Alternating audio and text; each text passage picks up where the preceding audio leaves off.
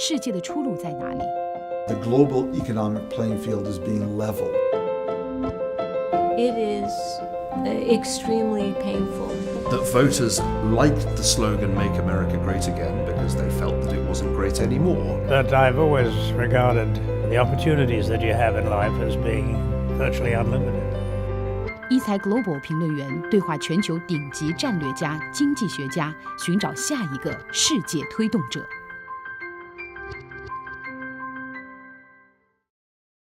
肯尼迪总统曾经说过，为了确保自由的存在和自由的胜利，我们愿意付出任何代价，承受任何负担，应付任何艰辛，支持任何朋友，反抗任何敌人。而现在，美国著名专栏作家 Thomas Friedman 认为，在特朗普任总统的美国，为了自由的胜利是不会付出任何代价，不承受任何负担，不支持任何朋友，不反抗任何敌人，除非给美国付钱。美国发生了什么变化？世界又在如何变局？影响世界变局的力量在怎样改变着我们？我来到华盛顿，拜访《纽约时报》专栏作家 Thomas Friedman， 试图倾听他的答案。Susan. Susan. Are you based here? Yeah, I'm based in New York. Okay. Oh, New York. Yeah, I've been in the States for 16 years. Oh, okay.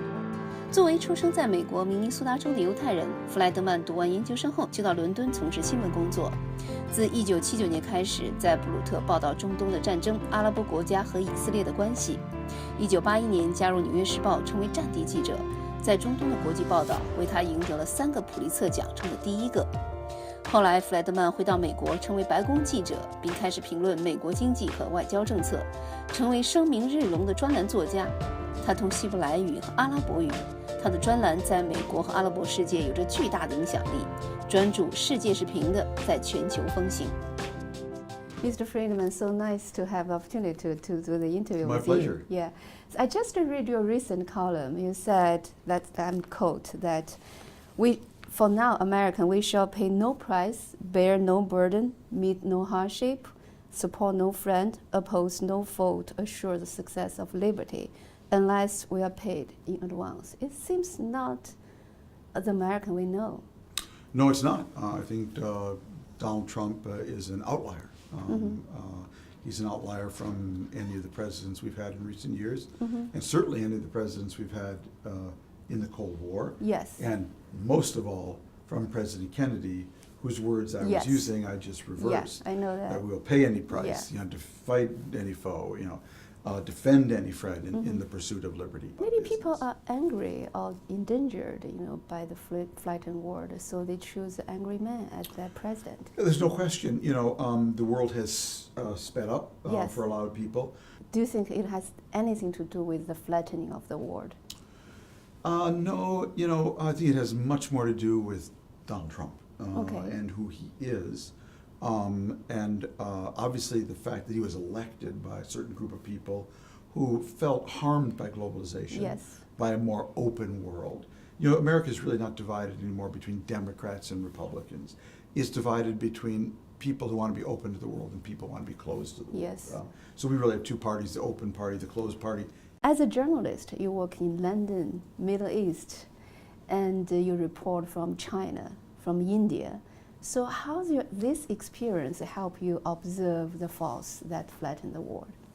Well, I learn by talking to people and talking to a lot of people, and then trying to connect the dots. Yes. We have a saying in English: you shouldn't think in the box. Yes. You should think out of the box. I don't agree. I think you should think without a box. Okay? Without a box. Without a box at all. That you need to really synthesize all the forces out there, the globalization, the technology, the climate, population. That's what I like to do. And I feel that if I do enough reporting on the ground up, I can start to see patterns. Yeah. And when I start to see patterns, I give them a name. And once I've given them a name, I write a book about them. So that's how I work.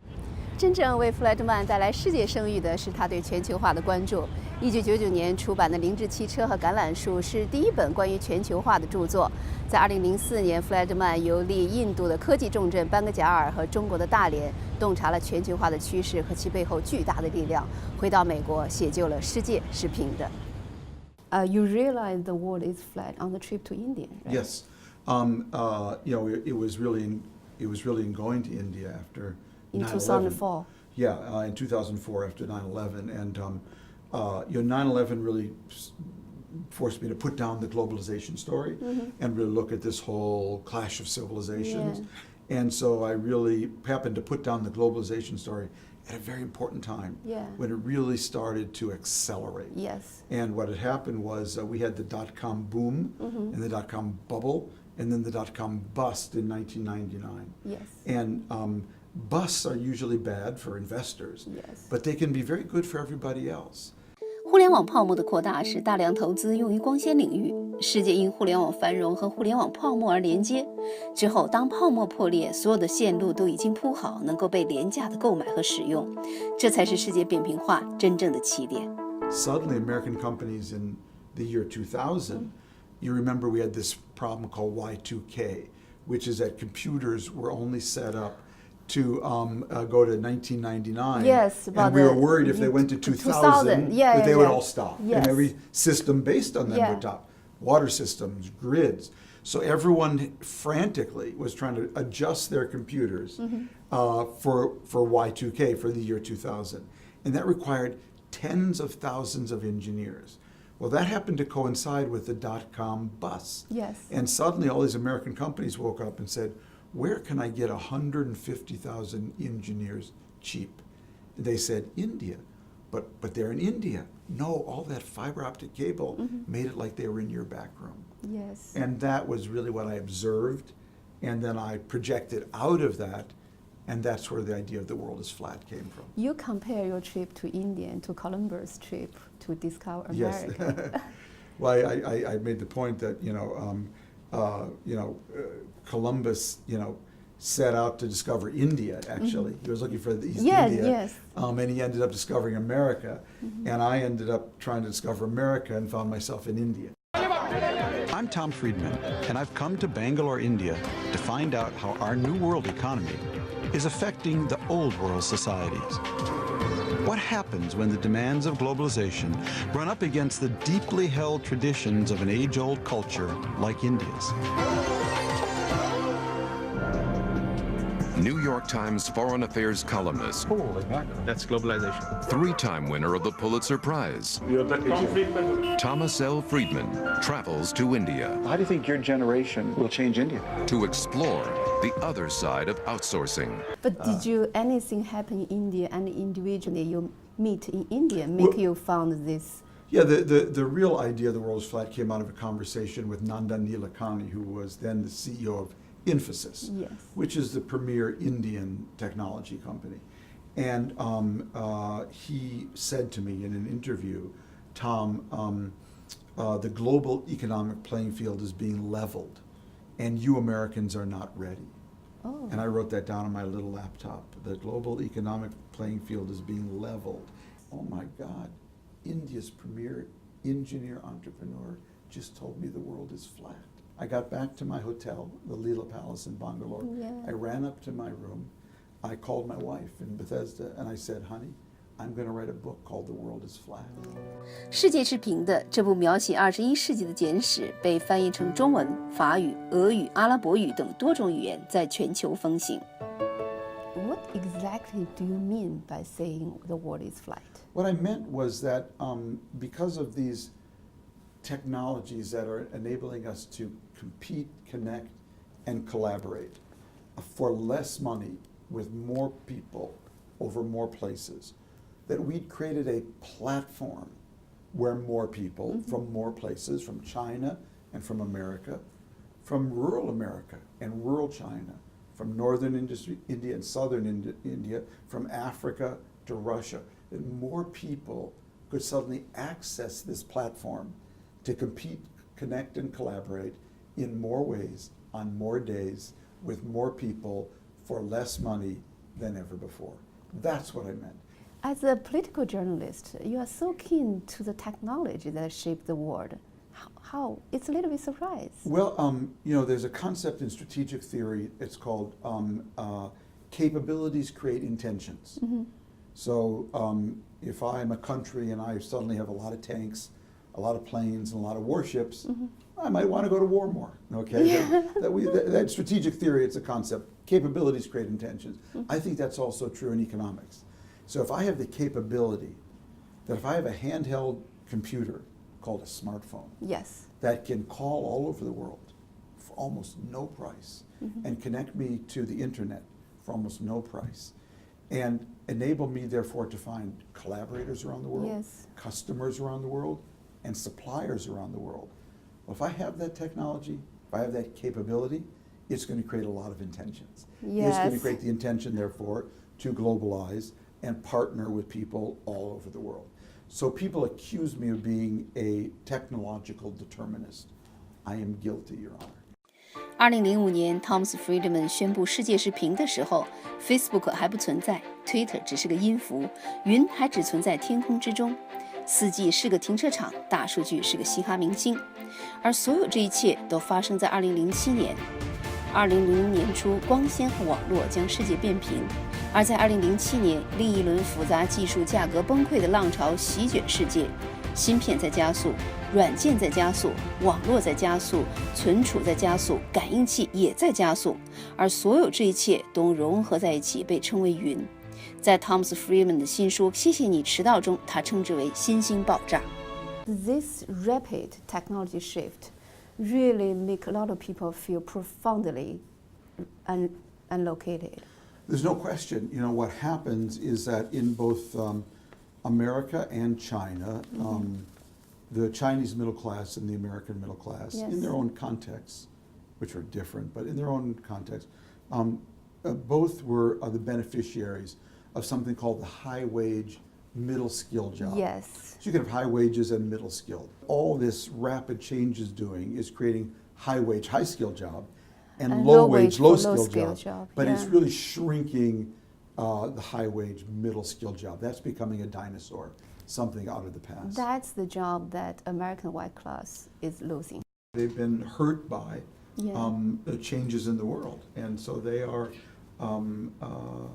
they're reflecting that pain. So our institutions may not have kept up as fast as they should have and as well as they should have to cushion the impacts of a lot of these forces on certain communities. Yes, so that's why President Trump's words that we build a wall. We put American first, resonant with so many people. Yes. He's a spokesman for the white working class that has felt ignored for many years. But actually, you know, when we see the election, you know, the slogan that make America great again, actually a lot of people love the word again the best. So do you think the high wage for the average job will ever come back to America again, as President Trump promised? Well, it's hard to know. I wouldn't want to make any predictions. I think what is, again, what's feeding the Trump phenomena are many things. It was the acceleration in immigration. Suddenly I go to the grocery store and the woman at the cashier's place is wearing a hat that is not a baseball hat. Yes. Or speaking to me in a language that's not English. Then I go to work and my boss just rolled a robot up next to me and he seems to be studying my job. So all of those things happened at the same time. Big changes in culture, big changes in norms, social norms, sexual norms, and big changes in the workplace. And Trump was really a byproduct of all that rapid change hitting a particular cohort, the white working class. Maybe people are looking for someone who can hammer the change, who can stop the flow. Yeah, I mean, you want someone to stop the wind, and he promised to stop the wind. Of course, he can't, but if you're desperate, you reach out for that. And he connected, to his credit. He found a way to connect to the people. Don't listen through their ears; they listen through their heart. Stomach. And so, if you connect with them at the heart, they don't actually care about the details. Yes. In your first book about globalization is Lexus and the Olive Tree is published in 1999. Right. The second book, The World is Flight, is in 2005. Right. And this new book, Thank You for Being Late, came out last year. Right. How your views about globalization evolved, you know, over the three books? It's from 1999 to 2016.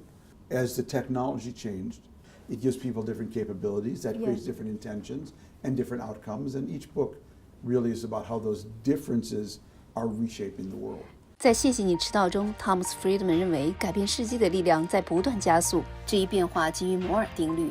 英特尔联合创始人戈登·摩尔在1965年预测，微芯片的微缩速度每24个月翻1倍，而这维持了52年。当你一直在翻倍某样东西，得到的数目就会很大。手机和相机的主力芯片是一个14纳米的英特尔芯片，你无法用肉眼看到。这个芯片每平方毫米有3750万个晶体管。根据摩尔定律，每2-3年晶体管的数量就会翻倍。对人类来说很难理解翻倍的力量，就像那个著名的故事，发明国际象棋的人向国王邀赏，要求在64个格中，第一格放1厘大米，第二格放2厘米，第三格放4厘大米，每格翻倍。到最后，国王发现整个王国的大米都不够用了，而我们就处在棋盘后半段巨大的翻倍变化中，一些不可思议的事情开始快速发生。So if you think the world is fast now, just wait a couple of years. In a couple of years, that cameraman there won't have a job. We won't need him at all. That camera will just be a robot. It'll come here. We'll make a date. And the cameraman will be out surfing, okay? But we won't need him anymore. But people are scared about that, about the whole AI thing. Yeah, I mean, I'm sure there's reason to be scared. Because, even like as a journalist, when I see that the manufacturer job was replaced by robots, okay, right. I said this is the tide of the time, right, that's right, yeah. But when I see a robot can write a story, right, that have different feeling right. in my heart. Exactly, yeah, me too. But I'll be retired then, so I don't have to worry. But still, a lot of people are worried about it. I think I'm concerned, yeah. if about 30 or 40% of human being has no job, yeah. Our society cannot be sustained. We have to be very humble about these things. You never know the new things people will invent to do. Human beings are infinitely creative. Look where Uber, 5 years ago, whoever thought you'd be able to stand on the street, page a car, watch the car on your computer arrive to you, take the ride, direct the car, pay the driver, and rate the driver, all on your phone. Yeah. So be humble. But still, it's kind of scary because the AI just defeat the right. world #1 Go player. Yes, I heard he started crying afterwards. Yeah, yeah. There's no question. Look, we saw that in 2011 with Jeopardy when Watson beat the 2 all-time Jeopardy champions. Yeah. And imagine when we go from that 14 nanometer chip to that 10 nanometer we don't chip. know. I mean, we don't know what's going to happen. We don't know. Yeah. 科技的变化在不断加速，改变着我们的生活方式，而世界的格局也在巨大变化中。全球化的加速、科技的加速、环境变化的加速、人口的快速膨胀，正在以前所未有的方式改变着世界的秩序与现状，而一些弱国已经无力承受。You call the world post-Cold War. Right. Why? Well, we know what the post-Cold War Yeah. world was. It was a world divided by these 3 superpowers, America, China, and Russia. And now we're in a post-Cold War world where I think the big divide is no longer east-west, north-south, communist, capitalist. I think the big divide is between what I call the world of order and the world of disorder. Yeah. And that's why I've always believed China and America are actually together in the world of order. What you're seeing now is tens of thousands of people, millions ultimately, who try to get out of the world of disorder into the world of order. Yeah. These are countries that are literally melting down. And parents, because a lot of gang warfare, want to get their kids out. 叙利亚的内战以及中东和北非的其他战乱国家正在产生一个无序的世界。仅在叙利亚就有700多万人因为战乱而流离失所，数以百万计的难民正在涌入欧洲及其周边地区，给欧盟的继续存在造成了巨大的挑战。德国总理默克尔决定接收100万难民，而小小的以色列就已经从苏丹接收了6万名难民。But do you think it's also the unexpected consequence of the flattening world? Well, it is in the sense that you can find out about where order is. Yes. You can organize transportation easier. Yeah. You can communicate easier. So it is and it's a byproduct of the pressure that globalization, technology, and climate change and population all accelerating at once. That's what Thank You for Being Late is about. The pressure of those accelerations is just too much for a lot of weak states. But do you think Europe can handle that? It's a big challenge for Europe. It's a big challenge, and it could change the whole character and face of Europe. Because but it's a big challenge. I just read a data that they said in 2016 the most popular boy's name in UK was born is Muhammad. Yes, yeah, and so does not surprise you. No, because you're going to see this movement from south to north. The 2 mega trends in the world, are that we're going from analog to digital and from south to north. Okay, but it has a lot of crash, between this. Oh yeah, it's going to be a real problem, and that's why we need to. I think the most important foreign policy question is how do we improve. 2/3 of Africa lives on small-scale agriculture. Yeah.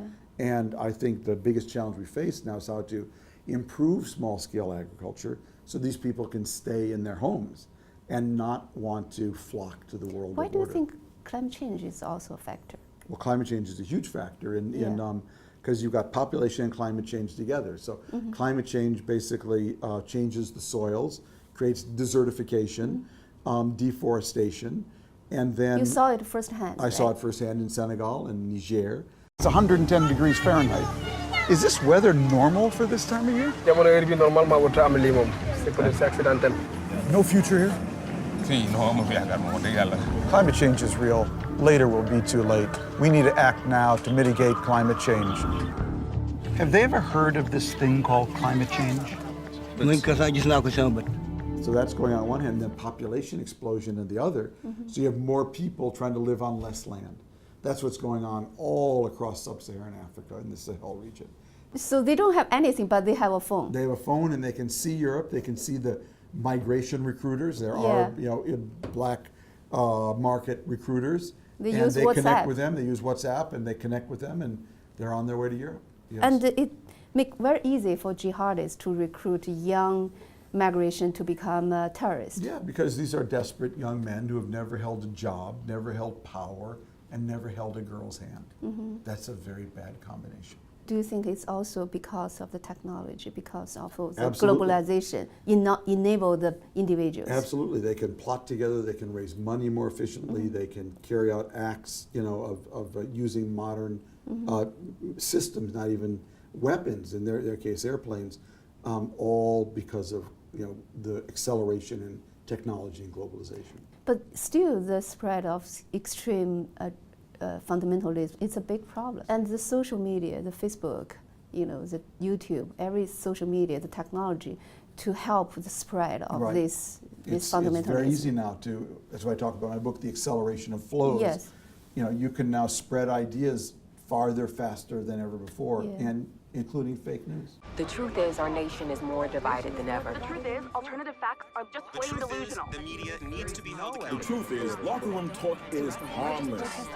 The truth is we need to put the safety of the American... 在个人的影响力越来越强大的全球化时代，一个人传播极端思想和谎言的威力不逊于庞大的新闻机构。纽约时报最近做了一则有关捍卫真相的广告。真相在这个全球化的时代已经越来越难以寻找，也越来越重要。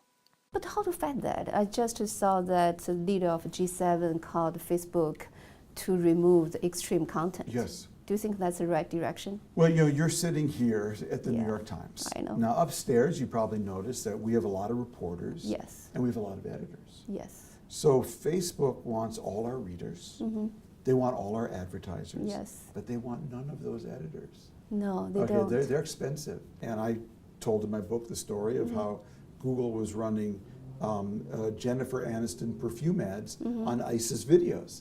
I saw that. Yeah, of course. Of course, they didn't deliberately put them there. The algorithm did it. The computer did it. Facebook is going to have to step up to its responsibilities. And I think, in fairness, they just hired 3,000 editors. So I think they're looking to do that. What's the biggest misconception of globalization?